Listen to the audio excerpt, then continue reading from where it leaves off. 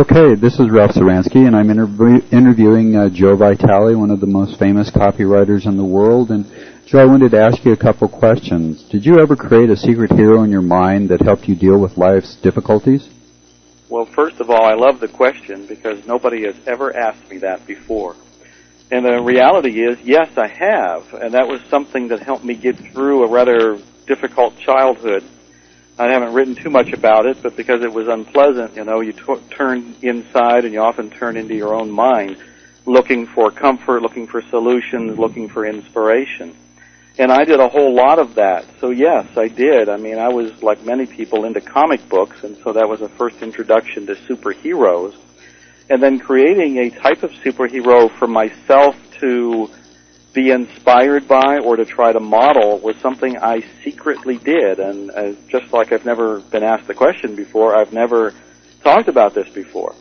But yes, indeed, I did. I mean, if you need to know or would like to know what some of the superheroes were. I would love to. I mean, obviously, Superman was there because I would imagine that every kid growing up admired him and wanted to be him. I also knew that being Superman was a bit of a challenge. I mean, he was actually from another planet. So it was more realistic for me to follow Batman because he was human, just had a lot of gadgets and a lot of talent and a lot of persistence and a lot of willpower and a lot of commitment to making a difference in the world for doing good. And then the lesser superheroes, but were still important to me, were ones like Flash.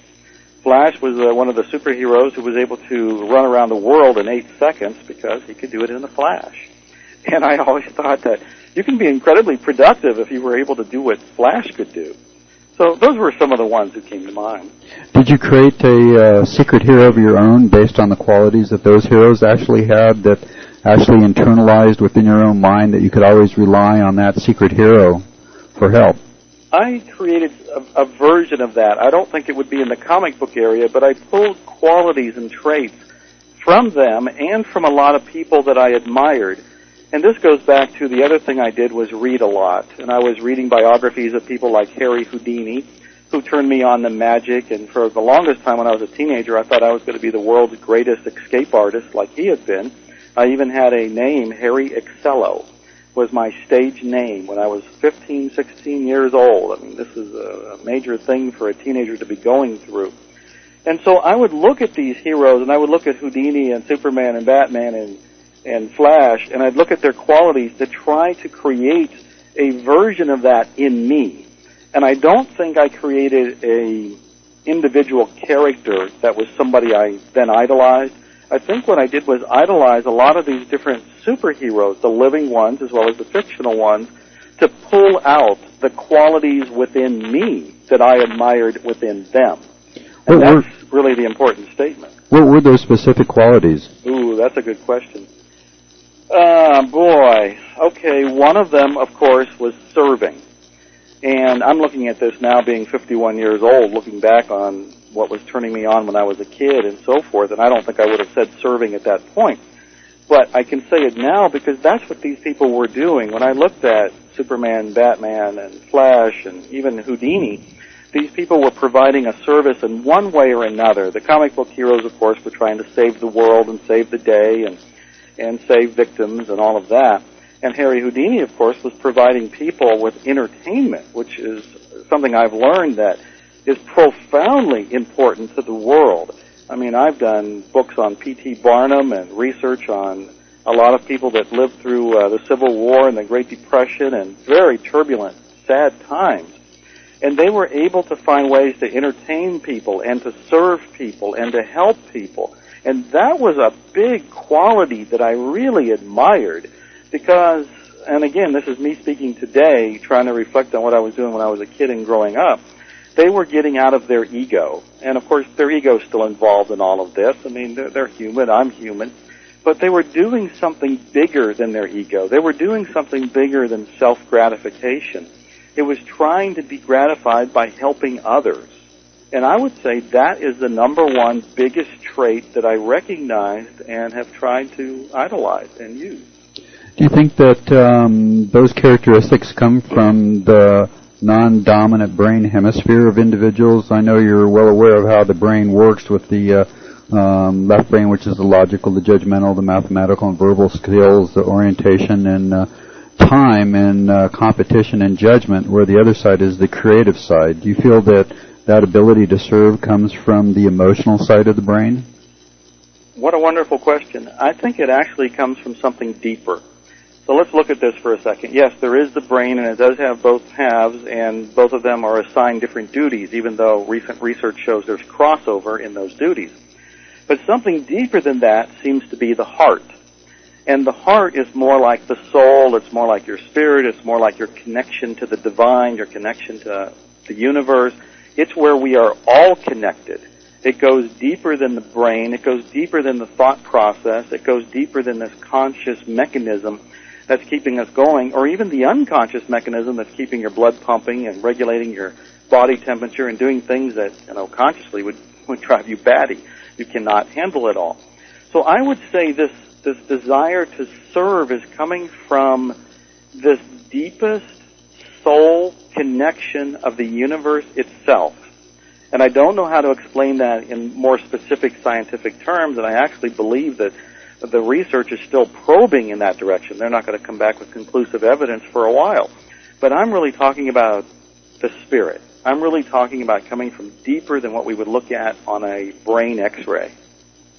I know that a lot of times when people have low points in their life, that if they start serving others and start focusing on others, that the lowest point in their lives seems to dissipate on its own. I wanted to ask you the question, when was the lowest point in your life, and how did you change your life path to one of victory over all obstacles? Wow. Well, to confess my own past history, at one point I was homeless in Dallas. I struggled in Houston and was in poverty for almost 15 years. And I was just telling friends yesterday when we were meeting for a mastermind meeting and totally supporting each other, the lifestyle I have today and the lifestyle I had then are so incredibly dramatically different. It almost feels like it was a different person that went through the other one. And in many ways, it was a different person.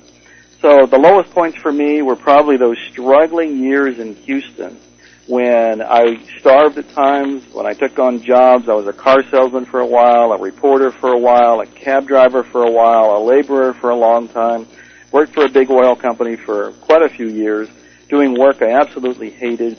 I would drive to work crying because I was so unhappy and drive home crying. I remember being on the freeways in Houston, tears coming down my face, and this was repeated. It was a very turbulent time, very unhappy time, very, starvation, strife, struggle type time. How did I get through all of that? I kept looking forward. I kept going for my overall dream, which in my case was to be an author. I had wanted to be a writer since I was a teenager. I had met Rod Serling, the creator of the Twilight Zone series. I met him when I was a kid. It was a turning point in my life. I realized he was human, I was human. If he can do it, I can do it. And I started to pursue this goal of being an author. And my God, it was not an overnight success by any means whatsoever.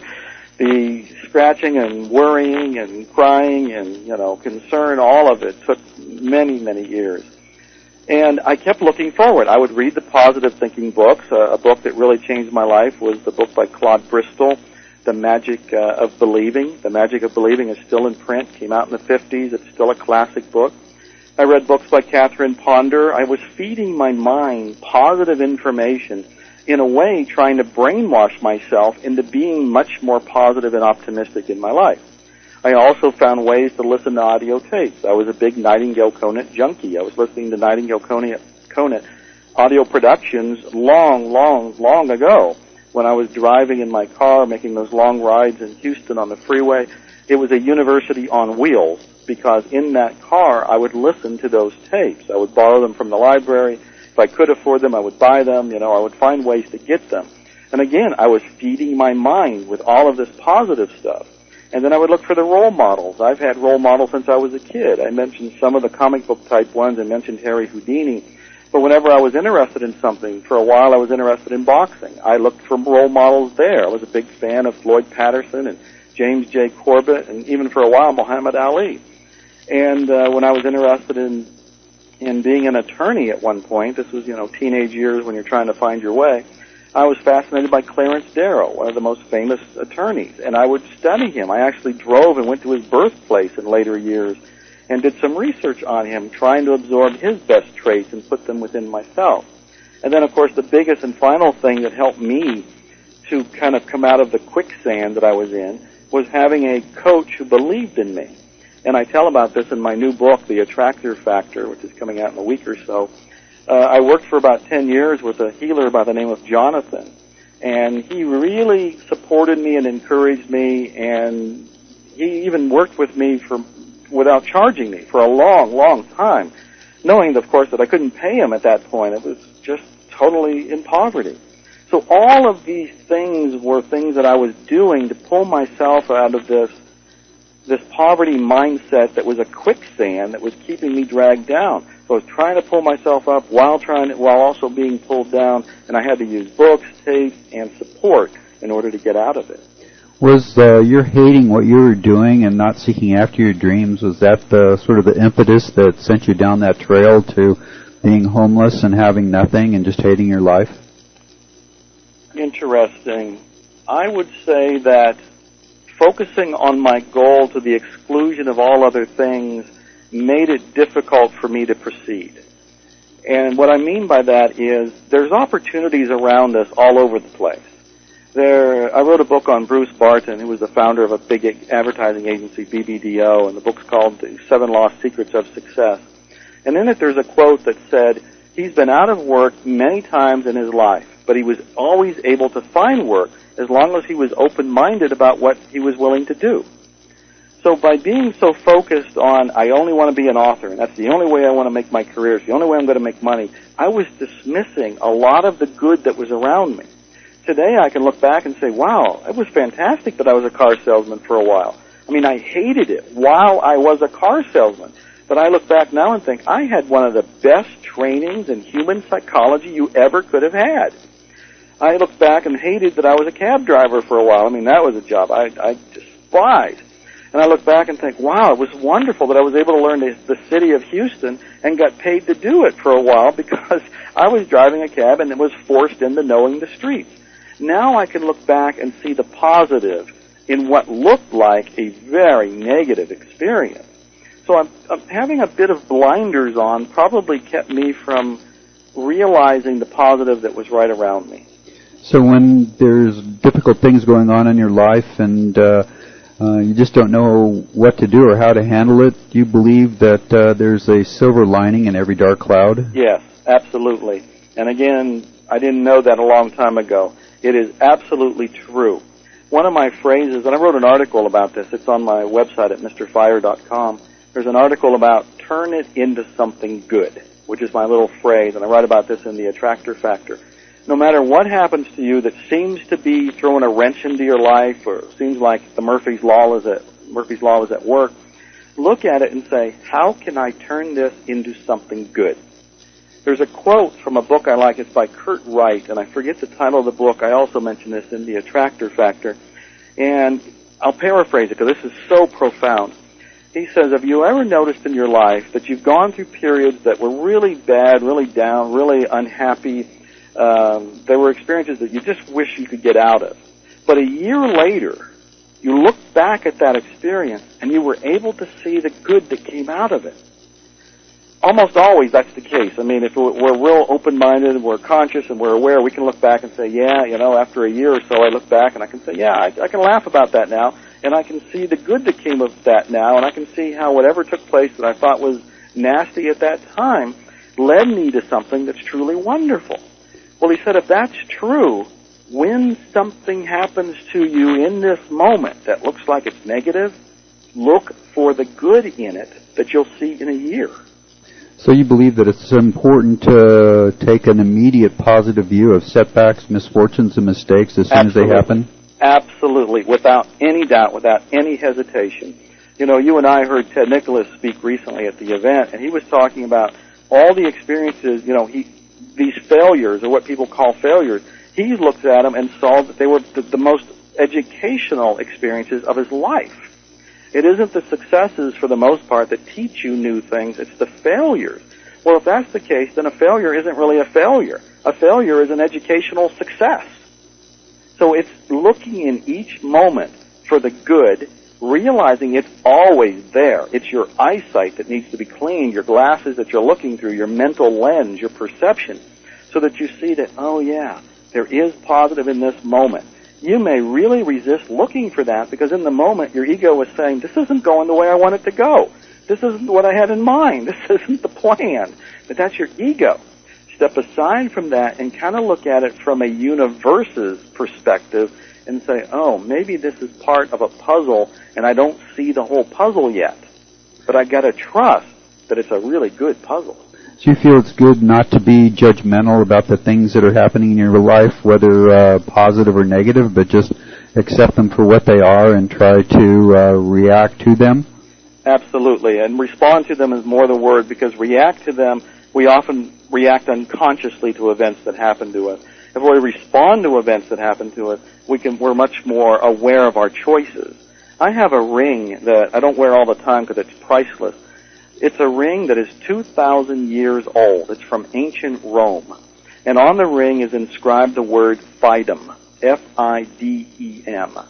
And that word is Latin that translates to faith.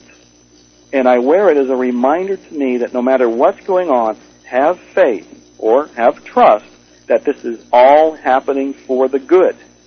And again, if you had told me this when I was homeless in, Dallas and I was in poverty in Houston, I'd say, yeah, that sounds great, but where's the cash?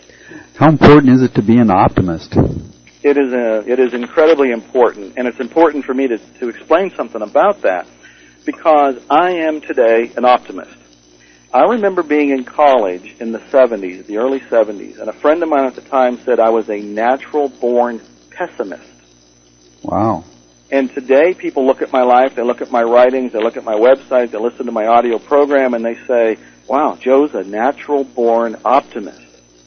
Well, which is it? Was I naturally born a pessimist or naturally born an optimist? The truth of the matter is you're at choice. You choose which one you want to be.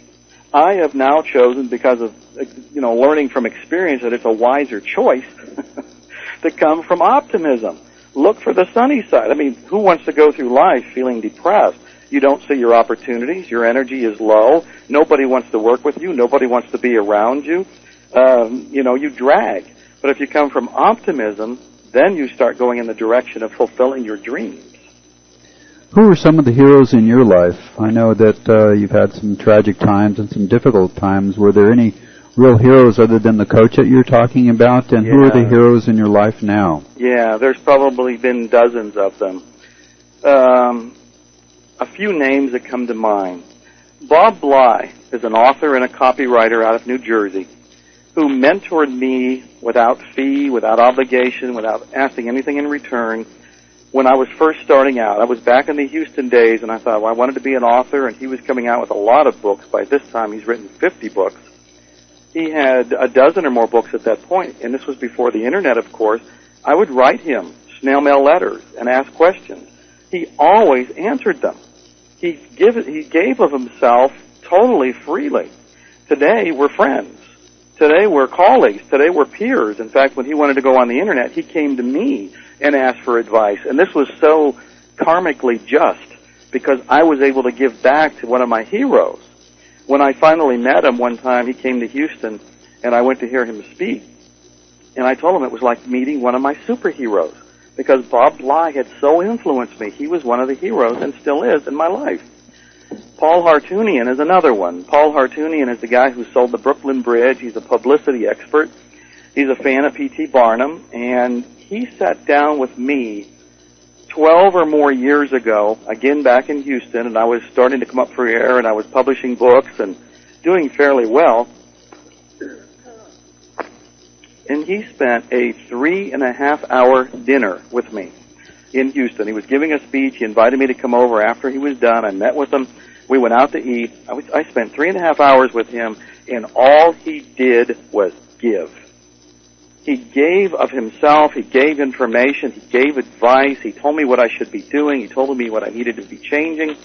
I took pages of notes, and I implemented almost everything the next day. Wow. Paul Hartunian gave, and we're friends today. I mean, I'm going to see him actually next week. I don't see him very often, but I do see him from time to time.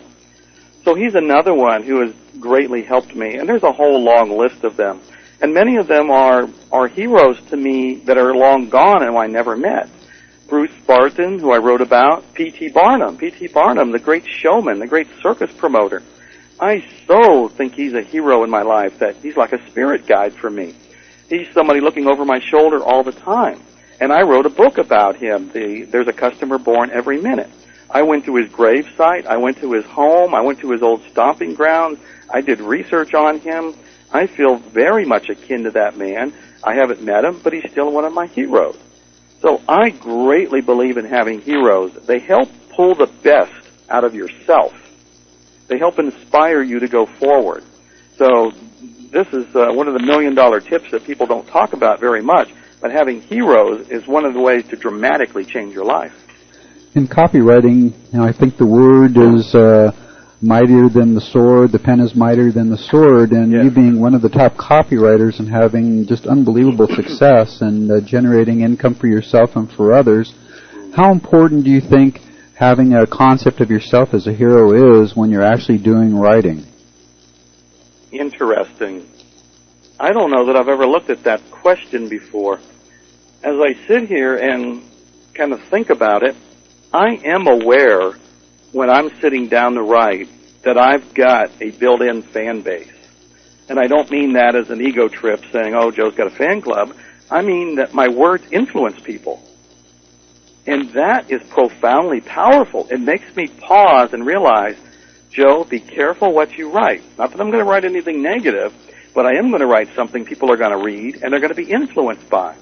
Knowing that guides me to be sure that I write the most inspiring, informative, and hopefully noble words that I could write. My book, The Attractor Factor, I hope is going to make a difference in people's lives. As I was writing it, I kept thinking, these are the secrets I wish I knew 30 years ago when I was homeless and starving and struggling. This is the material that I want people who are looking around for answers to find. So as I'm writing my copy or I'm writing my books or I'm writing my e-zine, my newsletters, my emails, I'm very aware that I have a certain amount of power here. And I don't know that people look at me as a hero, but I guess some of them do. But I am aware that I have that certain level of power and I want to use it wisely. I know in life that people that come across our path, especially women. I know that just recently one of your best friends passed away, and also your good friend Narissa. I wondered if you could share a little bit about just how important the female element or the quality of having a female friend is. Well, we all need to have support. The friend who passed away was my wife of 25 years. And we had been separated over the last 6 years, but we were still best friends. I totally took care of her and supported her. She had been in a near-fatal car accident several years ago, never really recovered from it. And she had gone through a tragedy of her own that I talk about in The Attractor Factor. And she also, of course, being married for 25 years and friends for 6 years, was also part of the journey that I went through when we were in poverty. I mean, she was right there with me. And that's important. She was right there with me.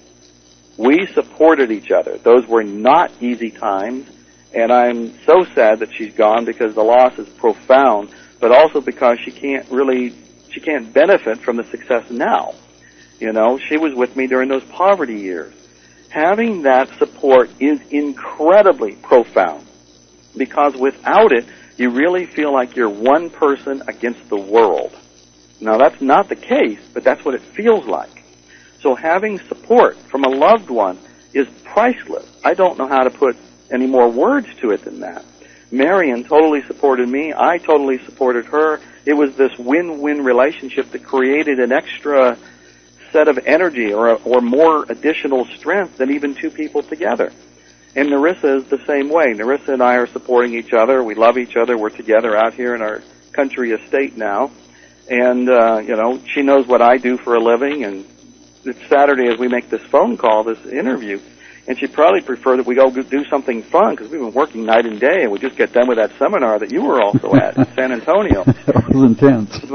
But here we are, you know. She's totally supportive. She nods her head and says, I know you're going to go do the interview. Go do it and go break a leg. Go have a great time and inspire people. And say hi to Ralph while you're on the phone. It is amazingly beyond comprehension how important it is to have support from a loved one. I think that people that go to the internet seminars and stuff, they're looking for people that they can model their lives on, people that have had extraordinary success like yourself. Are there any people in the internet industry at this point in time that you look up to? Oh, interesting. Yeah, I love the internet because there's so many good people doing good things, and there's a lot more sharing that goes on the internet than it does offline. That's one of the things I learned from Mark Joyner many, many years ago. Mark Joyner introduced me to the whole world of e-books. When I didn't think anybody would buy an e-book, he talked me into selling my first one, and I tasted blood because it sold so well. I've ended up coming out with maybe 15 e-books and digital products and digital video and a home study course, Hypnotic Selling Secrets, at this point. So Mark Joyner, even though he's retired and he's moved to New Zealand, I still am in contact with him. I talked to him just yesterday. So he's still a internet hero to me. I admire the people that are doing things like Joel Christopher and Ted Nicholas. Ted's not been known to be on the internet so much, but Joel is putting him on the internet, and Joel is bringing him to do workshops. I've known Ted Nicholas from a distance for a long time. Now, thanks to Joel doing this wonderful event, we just did the double birthday bash for Ted's birthday and Joel's birthday. I got to know Ted even better, and I absolutely love the guy. You talk about somebody, if you want to find a hero to model, do Ted Nicholas. There is a guy on all levels who is a class act. Joe Christopher is the same way. Joe is an honorable, hardworking, lovable guy. He's mostly heart. And that's what I've loved about him. He's come to my house a few times. He and I did this project together that's probably worth mentioning. He came to my estate one time just to visit. This was shortly after his father died. And so Joel was going through a grieving period, and he was fairly depressed. He wasn't working as hard at that point. Didn't feel like it. And I certainly know the feeling after having lost Marion. And while Joel was here, I said, do you ever get emails from people that really break your heart? They tell you they're on disability, or they just got laid off, or they're confused by all the internet options, or, you know, they got $50 to their name and they need to make money. And he says, oh my God, I get emails like that and they just tear me up. And I said, well, we need to do something. What can we do about that? And right on the spot, he and I agreed to create a teleseminar series, totally free. We went to our respective homes. I wrote a sales letter, and we sent it out, and we got 800 questions from people. And then Joel and I went on a teleseminar that was supposed to last 2 hours over 2 different days, one day, 1 week, the next day, the following week, 2 hours total. But because there were so many questions, we ended up making this thing last 8 hours. 8-hour marathon of giving, free answers and free information. Then we, of course, recorded everything and we put it up, and anybody who wants to hear it can go to makemoneyfromscratch.com, www.makemoneyfromscratch.com. Now, I love Joel. How many people do something to that extent? It helped him get back on his feet, so I guess I helped him out in this particular case because he was grieving and needed a little kickstart to get going back into the internet business. But he and I did something that helped both of us because we feel wonderful about that project we did. And whenever anybody asks us for advice now, we can say, look, we give you 8 hours worth of advice. Go to makemoneyfromscratch.com. So Joel is another one of the internet heroes that's out there that I greatly love. I know when I saw you do that, I was very impressed that you guys put that project together that basically cemented my respect for you guys as heroes, and you were one of the first people at the big seminar in Dallas, the first one. Yeah. You actually, when I told you about my project, you volunteered to help, and I'm extremely grateful for that. And Ted Nicholas is also one of the really great heroes, along with Joel, that I've met. I remember I was at his seminar on May 23rd when my dad had a catastrophic stroke and was paralyzed on one side, and I didn't find out until later in the day. And Ted had just recently said that you can't be a great copywriter unless you can cry, and that really struck home. And I just wondered, do you feel that that's true, that you really have to be able to cry, to express your emotions, to be a great copywriter? You need to feel. You need to feel. We heard Brian Keith Boyles give his talk at the Double Birthday Bash. Did you hear that, by the way? Yes, I did. Okay. Yep. It was incredibly moving. The man stood on stage, and I guess I should say for people who may not know, Brian Keith Boyles is a very famous copywriter. He gets paid $25,000 and up to write sales letters for Gary Halbert and Jay Abraham and many other people that are legends in their own right. So he's the quiet copywriter behind the scenes. He's a big guy. He's like 99% heart. He's all emotion. He's all feeling. He's all giving. And he got on stage and was basically crying 90% of the time. And he was saying it was so incredibly important to love your customers, to feel for your customers, and to express your concern to your customers in your copy. I totally agree. He sent shivers up to a lot of people in that audience. He got some people to cry. He got me choked up listening to him. It was a very moving speech, but the whole thing came down to what Ted Nicholas said. You have to be able to cry. I say you've got to be able to feel. You've got to feel your own emotions, and you've got to, by extension, feel the emotions of what your readers are going through. So when I'm writing copy, I'm incredibly sensitive to what people are going through in their lives when I'm writing to them. Because too many copywriters write a letter that's just trying to sell something. I'm trying to write a letter that's trying to make a difference in the reader's life. I'm trying to share something, not just get their money, because ultimately they're going to be paying me something if this is a connection and they see the value in it. But my focus has to be on what's in it for them. How does it help them? And the best way for me to do that, the best way for me to communicate that, the best, most hypnotic way to do that is for me to feel it first. So you must be in contact with your feelings in order to touch the feelings of somebody else. So do you feel that that's the thing that separates the greatest copywriters from just the also-rans, is their ability to really care about the people that are going to be reading the copy, and also being involved in high integrity and just truthfulness and telling the people the truth about what is in it for them rather than lying to them? I would say that's absolutely it. The only addition, and it's the smallest part, is the ability to communicate with words in a clear and direct way. It seems that you and Ted and Joel are creating a very powerful dynasty of interactive seminars where the people that attend actually become a part of the internet marketing family that you guys are creating. Oh, I love that. You know, I put on the Spiritual Marketing Super Summit that you attended a year ago, January, a year and a couple months ago. And I still hear from people who attended it because they weren't, this is really an important distinction. The people who went there were not attendees. They were becoming part of a new family. And that's what's going on in the best of these seminars, even the one with Ted. Now, I feel like I'm a stepson or brother or something of Ted Nicholas now. And, of course, I feel like a relative of Joel Christopher. And, of course, I feel that way with you. Yeah. You know, this is what's happening as you create these relationships that become deeper connections than in many cases with your own blood relatives. I know when we go to these different conferences, it really is when you spend that intense amount of time learning and just emoting. And I have to say that I have never been to any other seminars where people actually cry on stage and cry in the audience. I would say the same thing. That's an important point, too, because when I did my spiritual marketing seminar at the end of it and I asked people to come up and tell what they got, several people came up and were bawling, and I did not expect it. Yeah. I still get shivers thinking about it.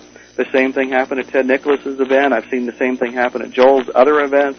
It's breathtaking. People are moved, not on an intellectual level. Certainly they're getting the intellectual information they came for, but their heart is being opened. And you think that that's incredibly important to help them transform who they are and where they're going? Ralph, it is the ultimate goal. That is the best way to put it. It is the ultimate goal. Because opening our heart allows us to open to our connection to the universe, and the universe is trying to guide us all along to our better good and our greater riches. I firmly believe that as the optimist that I am, that that's the direction we're all going in.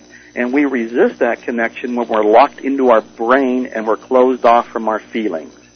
So opening our heart opens us to the richness of the human experience. It opens us up to new relationships, but it opens us up to that connection to the universe that guides us to what I'll call the ultimate goal.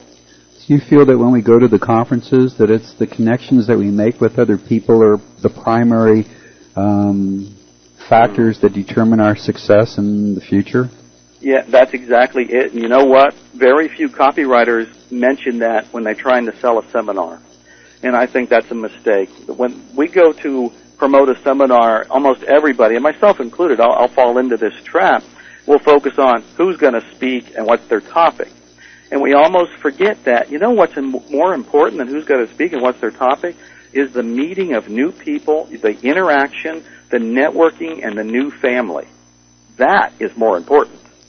When you look at the cost of the seminars, and I think the one that's going to be coming up is the cruise, the marketing cruise, where it's going to be, I guess millionaires are going to be on there, and it's going to be, I think, around, I think it's like $10,000? I don't know offhand. Yeah, I know that it's going to be expensive, and when people are sitting there and just thinking, gee, that's an incredible investment, do you feel that when you have a higher price for a seminar that people actually put a greater value on going to it and what they learn there, that it's more ingrained in helping them utilize that material to be more successful rather than something that they get for free? Believe me, if somebody pays $10,000 to go somewhere, they are incredibly alert the entire time they're there. If they pay $5 to go on it, they're going to goof off, they're not going to go to all the events, they're not going to network as much, they're going to play more. They haven't valued it. If they pay $1,000, they'll do a little bit more in valuing it. But if they pay $10,000 and, you know, they're not an independently wealthy person, so $10,000 isn't pocket change that they just throw away, but $10,000 is important money to them, they will look at it, like you just used the word investment, they will look at it as an investment. And they will be acutely aware of every opportunity that takes place. So it is profoundly important that they go to these kind of events because it forces you to pay attention, to open your heart, to make the connection, to do all the things you should do at these events anyway. That's true. And with the In Search of Heroes program, one of the primary goals is to help kids find their own hero within and then go in search of local heroes and publicize those individuals because, you know, it's the people that are really giving back to the community that deserve to have their businesses elevated in the community for people to come where they know they'll get good value. What advice could you give young people in writing about the heroes in their local community? Oh, I would say definitely write about them. For a couple reasons. The first is they all could use the publicity. I mean, when somebody is doing good out there, tell other people, let's pass it around. It's the old pass it forward type thing.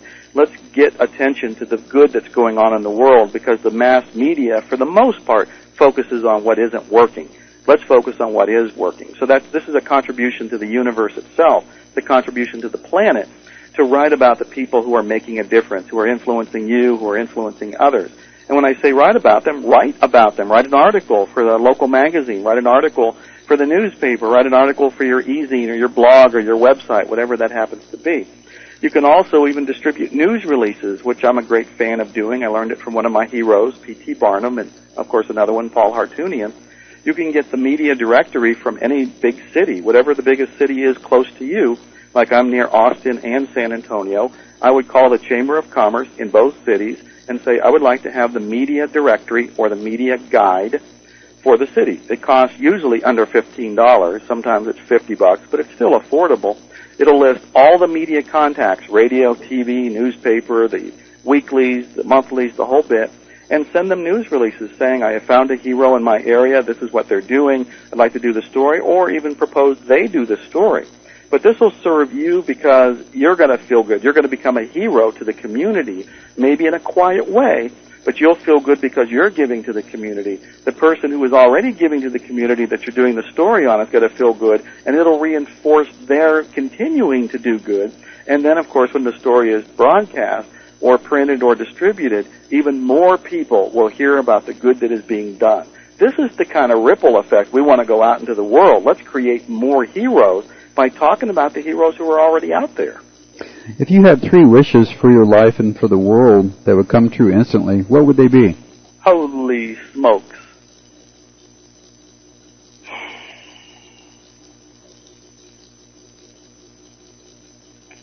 Well, the very first one might be almost a cliche, but I would ask for peace.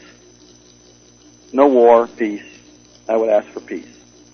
The second one that comes to mind is maybe tied to the first, but I'm doing this spontaneously. I would say peace in our hearts.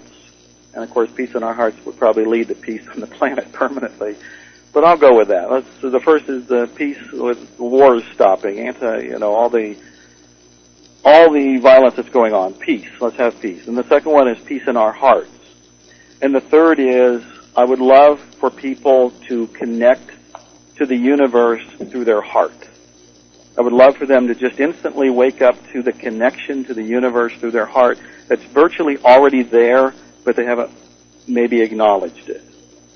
You've written a lot of books. What would you recommend as far as, say, your 5 best titles for young people to read to help achieve the same level of success that you have? Oh, well, thank you. Well, obviously the Attractor Factor. The Attractor Factor is the hands-down manifestation handbook that I worked very hard to be clear, to be easy, to be effortless in helping people achieve their dreams. The subtitle says 5 Easy Steps for Creating Wealth or Anything Else from the Inside Out. So the Attractor Factor is the #1 book. I wrote another book called The Greatest Money-Making Secret in History. And it's all about giving. And I find it inspiring. I mean, I wrote the book, so it's a little uncomfortable to say I find my own book inspiring, but I do. So I would really encourage people to check out the thin little book, The Greatest Money-Making Secret in History. And then, of course, I have many books on copywriting, so I would say probably get Hypnotic Marketing. Hypnotic Marketing is an ebook at hypnoticmarketing.com because it talks about publicity, it talks about my 3-step marketing formula, it talks about hypnotic writing. I think that'd be a nice primer or a nice introduction. And even though you mentioned books, I'm going to mention my audio program with Nightingale Conant, The Power of Outrageous Marketing. The Power of Outrageous Marketing has been a bestseller with Nightingale. It's at www.nightingale.com, and just search for it by my name or by the title, The Power of Outrageous Marketing. It's been a bestseller for 6 years. It has been transforming businesses. I recorded it maybe 7 years ago, and it was the best of everything I knew of marketing at that time. Probably the only thing it's missing or weak in is about internet marketing, because it's all about marketing in general and about the 10 things that titans and the tycoons did throughout history to create businesses from dirt, from nothing. Born with nothing and still created empires. And so that course shows you how to do it. And then I guess if I had to mention one more book, I would say my P.T. Barnum book. There's a Customer Born Every Minute.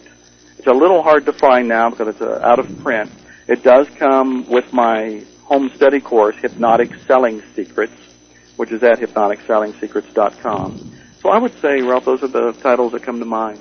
Well, I bought your copywriting program, the software. Yes, Hypnotic Writing Wizard. Yeah, and it's spectacular because you have all the different swipe files in there that you can choose from to put into the text that you're creating, and I use it all the time, and it really has made a big difference in just stimulating my imagination and having all the great headlines in there.